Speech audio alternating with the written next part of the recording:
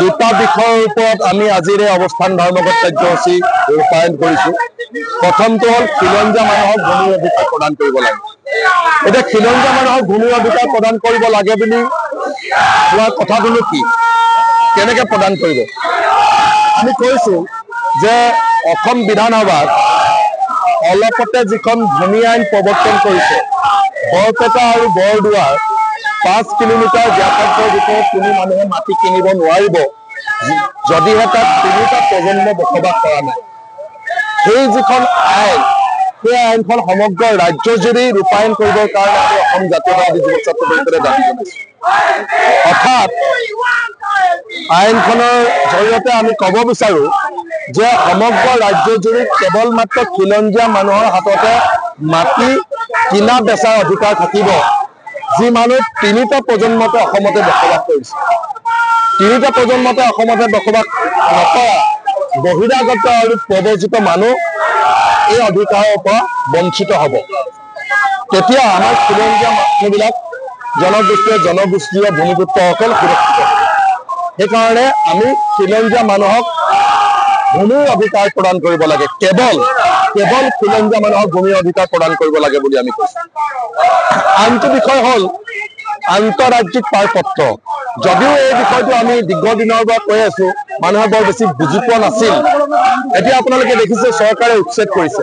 গোৱালপাৰাত উচ্ছেদ কৰিলে তেওঁলোকে কৈ আছে যে এইবিলাক মানুহ সন্দেহযুক্ত মানুহ, প্ৰব্ৰজিত মানুহ। ঠিকে আছে, আমিও মানি ললো সন্দেহযুক্ত মানুহ, প্ৰব্ৰজিত মানুহ। সেই সন্দেহযুক্ত প্ৰব্ৰজিত মানুহবিলাক কাইলৈ যদি গোৱালপাৰাৰ পৰা খেদি দিয়াৰ পিছত শিৱসাগৰলৈ যায়, তেতিয়া কি হ'ব? তেতিয়া দেখোন শিৱসাগৰ মানুহৰ ক্ষেত্ৰতো প্ৰত্যাহ্বান সৃষ্টি হ'ব। বা নলবাৰীলৈ আহে, সিহঁতৰ কথাটো একেটাই হৈ থাকিব। গতিকে এই খিলঞ্জীয়া মানুহে বসবাস কৰা ঠাইবিলাকত, জনগোষ্ঠীয় আৰু জনজাতীয় মানুহে বসবাস কৰা ঠাইবিলাকলৈ যাতে বহিৰাগত, প্ৰব্ৰজিত, নতুন যাতে মানুহ আহিব নোৱাৰে, সেই ব্যৱস্থাটো ব্ৰিটিছৰ দিনতে কৰি গৈছিল। সেইটোকে কোৱা হৈছে ইনাৰলেণ্ড পাৰ্মিট।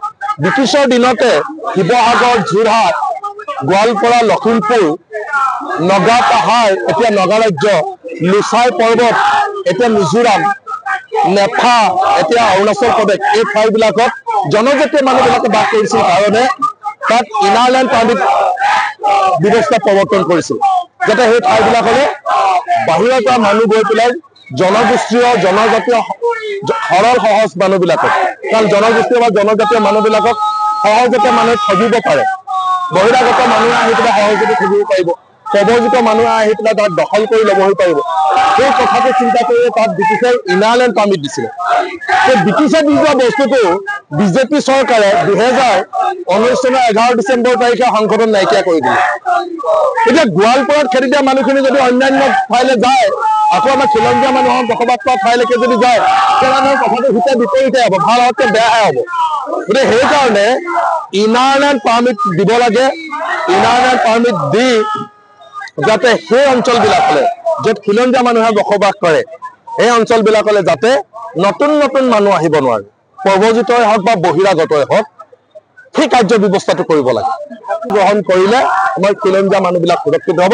সেইটোকে আমি কৈছো ইনাৰলেণ্ড পাৰ্মিট, আন্তঃৰাজ্যিক পাৰপত্ৰ প্ৰৱৰ্তন। সেইটোৱে একমাত্ৰ উপায়। কাৰণ ভাৰত চৰ্চা চলিছে, আপোনালোকে দেখিছে এতিয়া যে সকলোৱে কৈছে মানুহবিলাকক খেদি দিছে, ক'লৈ যাব মানুহবিলাক? এঠাইৰ পৰা আন এঠাইলৈ গ'লে সমস্যাটো সমাধান নহয়।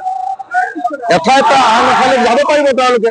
আজি যদি ভাৰতীয় নাগৰিক হয়, কোনোবা গোৱালপাৰাত খেদাই দিয়া মানুহজন শিৱসাগৰত গৈ পেলাই মাটি কিনিব পাৰিব যদিহে তেওঁৰ হাতত পইচা আছে। বাধা দিব নোৱাৰে। কেতিয়া পাৰিব? যেতিয়া ইনাৰলেণ্ড পাৰ্মিটটো থাকিব। গতিকে সেই ব্যৱস্থা প্ৰৱৰ্তন কৰিবৰ কাৰণে আমি অসম জাতীয়তাবাদী যুৱ ছাত্ৰ পৰিষদে দাবী জনাইছো। ঘৰত আনন্দ আৰু সম্পৰ্কৰ চমক বজাই ৰাখিবলৈ জৰুৰী হৈছে সকলো আনন্দময় মুহূৰ্তত মৰমৰ উপহাৰ দিয়াটো। সেইবাবে মধুশ্ৰী জুৱেলাৰ্ছে আনিছে সকলো ৰঙীন ক্ষণৰ বাবে বিশেষ গহনা। হীৰাৰে হওক, সোণৰে হওক বা ৰূপৰে হওক, শ্ৰেষ্ঠ ডিজাইনছ আৰু হলমাৰ্কযুক্ত গহনাই ৰাখে সম্পৰ্কক নিখুঁত। তেনেহ'লে আজিয়ে আনক আনন্দ মধুশ্ৰী জুৱেলাৰ্ছৰ সৈতে। যোগাযোগ কৰক 7028000341 নাইবা ভিজিট কৰক LNB ৰোড, নলবাৰী, অসম।